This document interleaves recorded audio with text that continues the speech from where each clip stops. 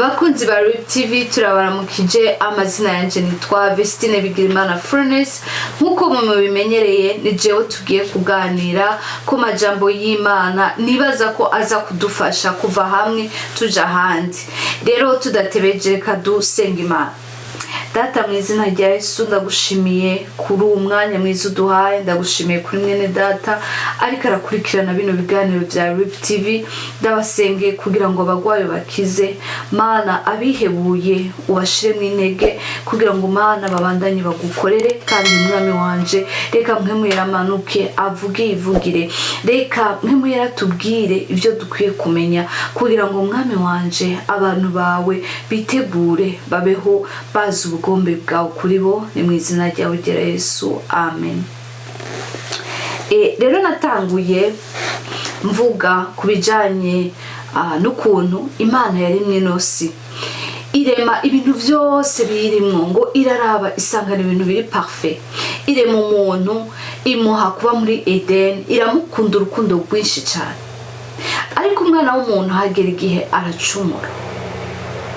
Amaze gucumura biba ngombwa yuko Imana izana plan parfait. Donc yindi plan parfait muga kugira ngo wa mugambi wayo wa au début, wa mugambi wayo wa mbere ntupfe, byasaba yuko Imana izana un autre plan parfait. Narabivuze mu kiganiro giheze ukuntu Yesu Kristo yaje aradupfira. Uno munsi ngomba kubandanya ndabereka ukuntu uru rukundo rw'Imana gushika n'ubu uno munsi ruracaturiko ku buryo kenshi nubwo sometimes twumva umenga Imana yaduhevye canke Imana iri kure yacu, ariko ndagomba kukwibutsa mwene data rwa rukundo rw'Imana, rwa rukundo Yesu yadukunze akatugira ku musaraba. Ndagomba ko tubandanya tuganira kuri runo rukundo. Uru rukundo ntiruherera mu bintu ibintu vy'imigani, ibintu dusoma muri no Bibiliya gusa. N'urukundo ruri réel, n'urukundo tubona mu misi ku munsi. Nagira ndababwire ngo Imana yacu iradukunda. Imana yacu iradukunda kandi twitayeho. Imana yacu ituba hafi. Kubakurikiranye naye yanje mwagiye mubona ukuntu Imana yagiye inyitangirira imbere, abantu bakaza, ibintu bikaza, ibyago bikaza, nkihebura jewe ubwanje nkaja hagati y'umugambi w'Imana na jewe n'Imana. Donc hakagira igihe umwana w'umuntu yihebura akaja kure. Nawe ushobora kuba uri muri ivyo bihe, ushobora kura aho hantu wimvira uti Imana mbega nabereye hige, ubuzima nta sanse bugira. Uno munsi amajambo ngiye kubasomera n'amajambo nizeye yuko aza kubatuma musubira kugira irya confidence, musubire kumva ko mufise agaciro mu Mana, musubire kumva yuko hari impamvu uhoraho Imana yatanze umwana wayo w'ikinege kugira ngo aze aducungure. Ibi bintu s'amajambo gusa, ndagomba ko muvyumva, mubibemo, mubivive. Niho umuntu azoza akakubwira akagucira amate mu maso ukamubwira uti yancireko, ariko ndazi uwo ndiwe. Ikibazo dufise nuko tutimenya. Ikibazo tugira nuko iyo ibyago bije bikakudodorerako uba wumva umenga Imana yawe ntikiriho, umenga ya Mana yahunze yagiye. Ariko nagira ndakubwire ngo wimenye, tugira dusoma amajambo y'Imana magufi cyane. Singomba kubarambira, ngomba ko tuvuga ku majambo make cyane, magufi cyane, azobatuma mwumva agaciro k'umwana w'umuntu. Buriya nta muntu n'umwe atagira agaciro, ngo imbere y'Imana umuntu wese ni kinege. Rero ngiye gusoma amajambo ari mu Befeso, ariko n'amajambo ari mu rurimi rw'igifaransa ko sindaronka Bibiliya Kirundi. Ndagomba ngo ano majambo nawe uri muhira uze kuyasoma muri Bibiliya yawe, uyasome, uyamediteko, wiyumvire ku rukundo rw'Imana. Urwo rukundo rw'Imana ruzogutuma wumva agaciro kawe wewe ufise, kuko iyo ufise agaciro ukamenya agaciro kawe hari ibintu byinshi utajamo, hari ibintu byinshi cyane udashobora gukora kuko wumva biciriritse. uba wumva biciriritse, uba wumva hari inyambaro canke imvugo canke ingendo canke les façons de faire, ukuntu nyene hari ibintu udashobora gukora. kubera iki? Umenya agaciro kawe. hari amajambo udashobora gusubiramo kuko wamenya agaciro kawe. ndashaka yuko uno munsi Imana igukora mu matwi, ikagukora ku maso, ukumva agaciro ufise. Mwabantu, ibi bintu birakomeye cyane. Reka dusome tudatinze, reka dusome mu Befeso igice ni ca mbere, Epître aux Ephésiens igice ca mbere ku murongo w'10 haravuga ngo umutwe w'amajambo havuga ngo bénédiction en Christ canke imihezagiro muri Kristo. kuri 10 haravuga ngo pour le mettre en exécution lorsque les temps seraient accomplis, de réunir toutes choses en Christ, celles qui sont dans les cieux et celles qui sont sur la terre. En lui, nous sommes aussi devenus héritiers, ayant été prédestinés suivant le plan de celui qui opère toutes choses d'après le conseil de sa volonté, afin que nous servions à célébrer sa gloire, nous qui d'avance avons espéré en Christ.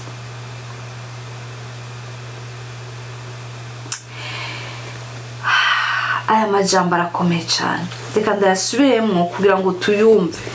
Haravuga ngo pour le mettre en exécution lorsque les temps seraient accomplis.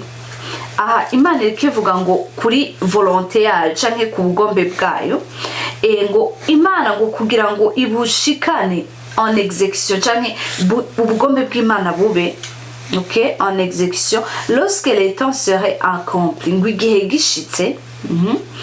Et lorsque les temps seraient accomplis, de réunir toutes choses en Christ, ngo igihe kigeze cyo gutuma ngo ibintu vyose bihurira muri Kristo Yesu, celles qui sont dans les cieux et celles qui sont sur la terre, ngo ibiri hasi ku isi n'ibiri mw'ijuru. En lui nous sommes, ndagomba ko mwumva kuri 11 haravuga ngo muri we, nous sommes aussi devenus héritiers. Muri we ngo twabaye basamuragwa. Murumva? Muri we, en lui nous sommes aussi devenus héritiers basamuragwa, ayant été prédestinés. Ngo kuvisi tararemwa, twatoranijwe suivant le plan de celui qui opère. Ngo twari twaratoranijwe, haleluya, ngo bivanye n'umugambi, celui qui opère toutes choses, n'umugambi w'ukora ibintu vyose. Donc Imana ikora ibintu vyose, toutes choses d'après le conseil de sa volonté, afin que nous servions à célébrer sa gloire, nous qui d'avance avons espéré en Christ. Ngo twebwe twari twarize Kristo. Haleluya. Aya majambo n'amajambo akomeye cyane, ngo twabaye basamuragwa. Kandi ivyo onya ntabwo vyabaye no munsi gusa, si no munsi, ni ibintu vyabaye kera, prédestiné. Ni ukuvuga ngo vyabaye kuva isi itararemwa, nous avions été prédestinés d'être héritiers. Murumva? Kuba samuragwa ni ikintu gikomeye cyane. Yakobo yarabimenye, amenya ibanga ryo kuba samuragwa. Yakobo yiba umugisha mwene wabo Esawu, kuko Esawu we kuri we yumva ari bisanzwe, ariko Yakobo arabimenya, aravuga ati ndakwiba umugisha. Kuko kuba samuragwa bisigura yuko ufise amahirwe yo kumenya ikintu cyose data wo mwijuru, so wawe wo mwijuru agomba. Ufise amahirwe yo kuronka ikintu cyose so wo mwijuru ashaka kuguha. rero ntabicishije amajambo aya majambo y'Imana yo kuba Samuragwa n'amajambo yongeye kugaruka ikindi gihe nigeze kuyigisha ko nigisha ukuntu abantu bo mw'isi barashobora kutaguha ubusamuragwa bivanye n'ukuntu wavutse bivanye n'ukuntu niyo bagukuye cyangwa bivanye n'ukuntu nyene atani gihari cyo gutorana kuko kuba Samuragwa ni kuvuga ko hariho ibintu ugiye gutorana rero impamvu kenshi habaho aya matati cyangwa ibintu bibazo cyangwa iki nuko abantu batimenya iyo tumenya ko turi ba Samuragwa ndababwiye ko nta ari ibintu byinshi tutokora hari ibintu byinshi hari ingorane nyinshi tutokwivangamo kubera iki kuko kuba Samuragwa bitanga agaciro kubimenya bigutuma ugira bigutuma biguha value bigutuma niba uri umudamu wambara ukaberwa ukikwiza niba uri umukobwa uvuga uti nubwo nta mugabo ngira ariko ntegerezwa kwambara nkikwiza kuba Samuragwa bigutuma n'igihe wumva yuko ugomba gukompromisinga cyangwa ugomba guca hirya no hino bigutuma kuba Samuragwa bigutuma uhagarara wemye hari undi muntu yanyigishije cyane umuntu yanyigishije rwose anyigisha ku gaciro k'abana b'Imana ndababwira ngo iyo ndiko ndaraba Dawidi inkuru ya Dawidi na Sawuli murayizi ukuntu Dawidi yahunze Sawuli kenshi Sawuli yagize ishari agirira ishari Dawidi amugirira ishari bivanye n'ivy'Imana yari yarakoze Imana yakoresheje Dawidi imukuye hari inyuma y'intama Dawidi araza yica Goliyati Dawidi amaze kumwica agira power aragaragara Imana imuhindurira amateka Imana iramukuza Abisirayeli ngo bakaririmba hakuririmba Sawuli bakaririmba Dawidi du jour au lendemain Imana imutera iteka Dawidi atamenyekana se wubwiwe se amuvyara baramubajije gusa abana bangahe apresenta abana barebare abagaragara ababoneka Dawidi ari hariya ari umwana wiwe kandi abizi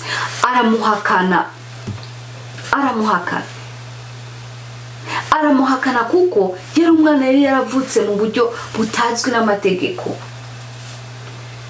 Dawidi yirirwa inyuma y'intama bari besera ko umunsi umwe igikoko kizoza kikamurya kikamumira Dawidi nasubire kubaho bantu kenshi batugirira jalousie kubera iki kuko hari ivy'Imana yari yarapredestine hari ivy'Imana yavuze kera hari ivy'Imana yaduteguri hari ivyo babona bakagira ubwoba impamvu rero hari amajalousie menshi nuko abantu barakuraba bakagira ubwoba bagatinya ico kintu kikurimo mwene data uri kuraca mu bibazo bene so bakujaruza bene so baguhagurukiye ibintu byose ntugiraho isaganirizo amajaruzi n'amajaruzi kumbure ni wowe wenyine muri famille wize kumbure ni wowe wenyine muri famille warongowe peut-être ufise urugo rwiza nagira ndakubwire ngo iyo jalousie bagufitiye vyerekana kuri Samuragwa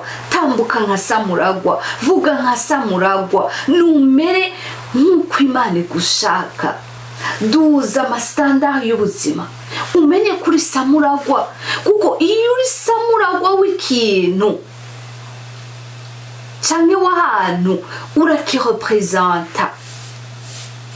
urakirepresenta Dawidi ntiyari gushobora kuba Samuragwa kwa se ntibyashoboka kuko nta gaciro bari baramuhaye Dawidi nta gaciro yari yarahawe n'abo bavukana nta gaciro yari yahawe na se wiwe amuvyara ako gaciro bataguhaye nagira ndakubwire ngo Imana ishobora kukaguha ariko uvyitwayemo neza umenye uburiwe kuko utarimenya bazokwereka inzira bakwita amazina bakubwire genda gutya bakubwire mera gutya donc umuntu wese agire ijambo kuri wewe kuko nturimenya. Ndibuka umunsi umwe Imana yigeze kumvyura iramvyura kare mu gitondo kare nko mu masaha 9 gutyo Vestine vyuka usenga impamvu Imana imvyuye amasaha uraza Agaciro ka saa 9 kaba karyoshe cyane ndavyuka handi nicaye ndiko ndasenga numva ngize ihishurirwa ukuntu abadamu abamama donc igitsina gore ngo ntabwo twimenya ntabwo twiyizi ntabwo tuzi force iturimo ntabwo tuzi imbaraga ntabwo tuzi ikintu Imana yadushizemo kuko mu badamu harimo force irema harimo force créa nukuri nasanze burya impamvu Satani agenda adushira hasi aduteza ivyago muravye ivyago ducamwo abadamu cyane iyo hageze kuvyara duca mu bintu vyinshi cyane byinshi uragwara donc ubuzima bukaba upside down kubera iki kubera ko hari ikintu Imana yadushizemo malheureusement ntavyo tuzi burya abadamu bohaguruka isi yohinduka twohindura isi turi capable kuko hari ikintu Imana yadushizemo cyo kurema abadamu bararema iryo joro nararize ndarira ndabwira Imana kubera iki kuko abadamu batize kuko abadamu batazi iyo force bafise kuko abamama batazi ko bari capable yo kurema on est capable turi capable yo kurema ariko isufi ko twimenya ikibazo dufise nukuraraba mwene so ukaraba uyundi ukabona umenga bo barabishoboye none mukagira jalousie kavyuka ariko iyo jalousie iva kubera ko tutarimenya le moment tumaze kwimenya le moment tumaze kwitahukirwa nta kintu na kimwe gishaka kuduhagarika nta kintu na kimwe kizodutuma duhagarara nidutume Uburundi butera imbere nidutume u Rwanda rutera imbere nidutume ino si turiko ya Canada naho itera imbere kuko hari impamvu Imana yatuzanye ahantu hari impamvu abari muri Amerika namwe nyine hari impamvu yabatwaye aho hantu abari muri Belgique nabo nyine hari impamvu yabatwaye aho hantu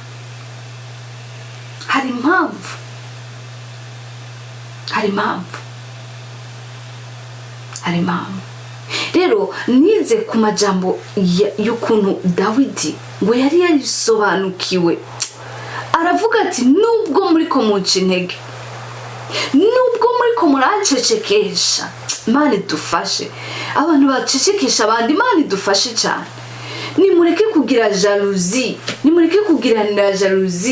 icyo Imana yavuze nizoreka kugikora ngo nuko witambitse hagati y'umugambi w'Imana n'umuntu wayo ahubwo izogikorera mu maso yawe wowe usigara umaramaye kirazira kwitambika hagati y'umugambi w'Imana n'umuntu w'Imana jamais jalousie nacimaze abantu bagiye batugira amajalousie n'abantu n'uno munsi bari hasi yacu umuntu agira jalousie ntashobora kugira ahantu runaka rero nariko ndababwira kuri Dawidi yari arimenya aravuga ati jewe n'ubudawudi bwanje ndi umwana w'Imana je suis héritier ico kintu cyonyene kize kigutume nubwo uzorara ubusa ugira amastandard ubwo uti kirazira ko niba nubwo norara ubusa kuko je suis héritier ndi umwana w'Imana à travers Christ à travers Yesu Kristo ndi umwana w'Imana niba by'ukuri wemera ko Yesu Kristo ari umwana w'Imana ukemera neza amaraso ya Yesu ukemera ko Yesu ari umwami n'umucunguzi wawe, umenye ngo nawe ucuba héritier à travers Kristo Yesu. Ucuba héritier à travers Kristo Yesu, kuko twaciye mu maraso yiwe, donc mu mishishangu yiwe niho twemererwa n'Imana. Utaramwemera Kristo Yesu nk'umwami n'umucunguzi wawe ntibishoboka, ntibikunda yuko wemerwa n'Imana. Ibi ndiko ndababwira ni iby'abakijijwe bemeye ko Yesu Kristo ari umwami n'umucunguzi wawe, nibo ba héritier. Niba utarakizwa uno munsi ubigira umutwaro, ubwira Imana ati Mana ndakwinginze uze mu mutima wanje. Niba warakijijwe ukaba uba ubuzima buri kura compromisinga, uca mu tuntu kudukorosi kudukona, ugirira jaruza abandi kubera iki? Kuko nurimenya gendana neza na Yesu, menya ivyo Yesu akunda n'ivyo adakunda, ivyo akunda ubikora, ivyo adakunda ubireke. Kuko iyo mubanye neza nawe agutuma uronga iyo confidence. Yesu iyo muri kumwe agutuma wumva no mu gihe intambara, ni ukuvuga ngo intambara yibaye nyinshi aguha imbaraga zo guhagarara muri iyo ntambara, akagutuma uhagarara ugakomera. Hari igihe ushaka uri mu bibazo abantu bose bagatangara kuvuga ati gute yabisohotsemo, gute bijya bintu. Kuko Satani akazi kiwe nako kukwereka yuko wapfuye, kabaye, biheze, birangiye, urapfuye, that's it. Ariko ntibipfuye. You have to know who you are. Menya uriwe neza. Satani nakubwira ngo wiyahure, umubwira uti never, no way, siniyahura kuko ndi Samuragwa w'ubwami. Ndi Samuragwa w'ubwami. Dawidi yari yarimenye ngo Dawidi aramenya yuko batewe, aramenya yuko Abafilisitiya babateye, ngo baragenda ngo bashagaje.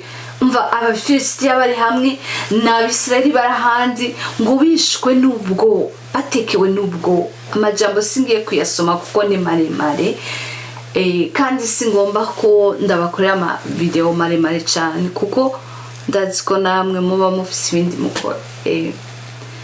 Rero iki gihe ngo bishwe n'ubwo, batagira ubatabara, ka Dawidi kakandi nyine kariya kari inyuma ngo niko kaciye kaza. Kuko Dawidi yari yarimenye, Dawidi yari ni ukuvuga ngo yarahagurutse aravuga ati umuntu atazi Imana arashobora kubatuka mungana gutyo mwese muraba mukanura amaso ntimuvuge, never. Hari ibintu no munsi abantu b'Imana bariko barajamo, hari ibyaha turiko turakora kubera ko tutarimenya abo turibo. Ubukene ntabwo ari portion yawe, ubukene ntabwo bukwiye kugukoresha icyaha. Kuba uri umukene ntibisigura kuri umutindi. Kuba uri mu gihugu cy'amahanga ntibisigura ko wiyambura ubukristo. Kuba ufise imyaka 45 ntibisigura kugenda uri gusa.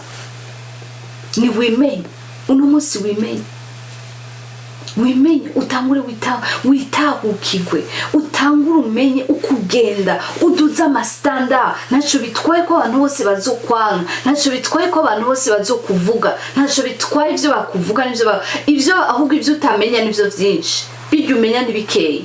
Rero ntugire ubwoba bw'abo bantu. Dawidi ngo ashira amanga aravuga turi iriya ntakebwa, yuzura umwuka wera, aravuga ati iriya ntakebwa iragira dututse, itutse izina ry'Imana yacu. Nibishoboka ko jewe Dawidi ndayumviriza amatwi yanje ngo yumve umuntu ariko atuka Imana yacu. Ati ndagiye kandi ngiye mu izina ry'iyo Mana nyene yatutse. Dawidi ngo aragenda. Dawidi yamwicishije ibuye rimwe rimwe gusa ukeneye iryo buye rimwe gusa nibyo ukeneye uku niko uzotuma ubuzima bwawe uzogenda bumera neza ibuye rimwe gusa rero iri buye nirinda guhaye ryo kumenya ko uri Samuragwa ni iryo buye ryonyene gusa iryo buye ryo kumenya kuri Samuragwa rizogutuma umuntu niyakubwira ngo ni wibe ni wiheko make akagutuma ikintu akantu akaraka akagutuma ikintu cyacu cyose uzovuga uti ndagikora neza kuko nzi ko ndi Samuragwa Samuragwa niyiba Samuragwa ntabesha Samuragwa ntagira jalousie Samuragwa ntasambana Samuragwa ntagenda gusa rero bene data kwimenya bizodutuma turota cyangwa dukora ibintu byinshi Dawidi ibuye ryonyene gusa yari afise n'iryo ryo kuba yarimenye kuko bakuru biwe baramubwiye ngo Dawidi turakuzi kwanzunukana n'amaganga uranuka rabusa nabi raba ntacumaze raba uri mugufi raba uri gato ku